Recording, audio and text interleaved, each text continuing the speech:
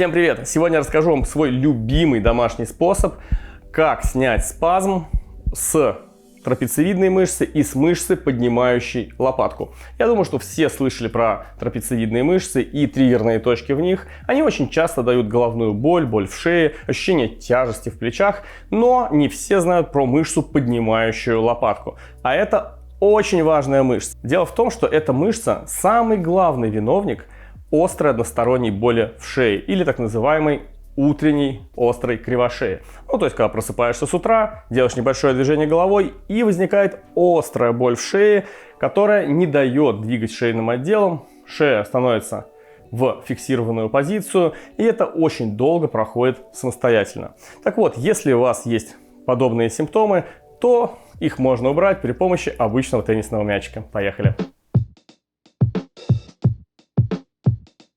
Эта мышца крепится к верхнему краю лопатки и к поперечным отросткам верхнешейных и среднешейных позвонков. По большому счету ее функция — это поднимать лопатку вверх или при фиксированной лопатке делать боковое движение головой. Но, к сожалению, когда мы много сидим за компьютером, голова выдвинута вперед, эта мышца начинает осуществлять совершенно другую работу, статическую. Она пытается удержать шейный отдел позвоночника. Еще тяжелее этой мышце становится, когда мы начинаем круглить спину и фактически отодвигать лопатку дальше от места крепления мышц. И когда мышца мало того, что растянута, но еще и все время напряжена для того, чтобы удерживать голову, она очень часто будет давать сильные болезненные спазмы, которые будут сильно мешать двигать шеей.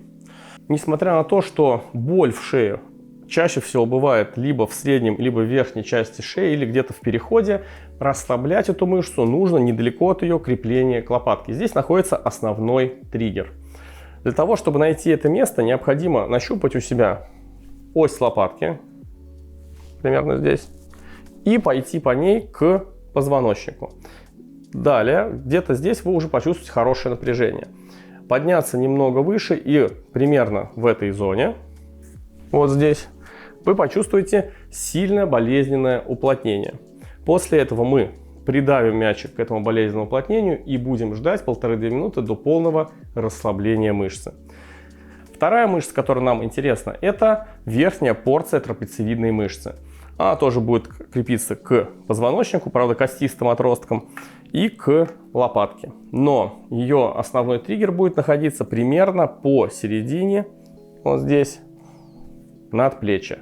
Боль от трапециевидной мышцы может быть как в шее, так и давать иррадиирующие, то есть отдающие боли в голову. Очень часто это боли, которые идут с затылка через висок и могут доходить до глаза. Удобнее всего продавливать основные триггеры этих мышц лежа. Для расслабления точки мышцы, поднимающей лопатку, вам необходимо еще раз найти ось лопатки, это такая поперечная косточка, пройтись по ней к позвоночнику и уйти немножко выше, вот здесь. Поставьте туда мячик и, удерживая его, ложитесь на спину. Если мячик будет скользить, то можете придерживать его второй рукой.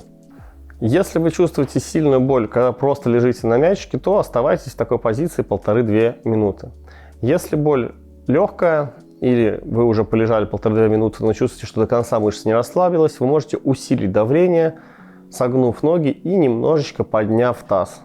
Таким образом мы резко увеличим нагрузку мячика на болевую точку. Если этого также недостаточно, то можете еще больше усилить давление за счет накатывания на мячик.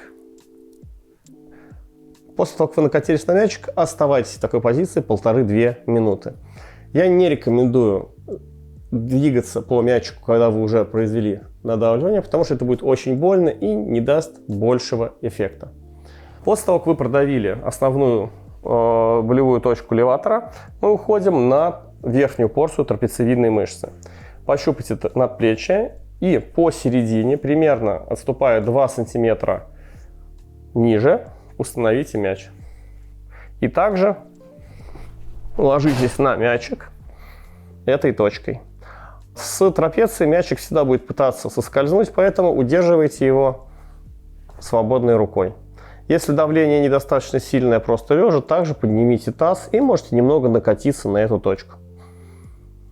Удерживайте примерно 1,5-2 минуты. При продавливании болевых точек у вас может возникать боль не только локально, но и отдавать в голову или в шею. И это хорошо. Обычно это означает, что если вы продержите мячик там чуть дольше, эта боль уйдет. Обязательно выполняйте эту технику с двух сторон, даже если у вас болит только одна половина шеи. Потому что при сильном расслаблении мышц с одной стороны, базовый тонус мышц с противоположной стороны может оказаться избыточным, и у вас может случиться блокировка с другой стороны. Поэтому обязательно прорабатывайте с двух сторон, даже если болит с одной. Пользуйтесь мячиками, расслабляйте шею, смотрите канал доктора Демченко и обязательно будьте здоровы. Всем пока!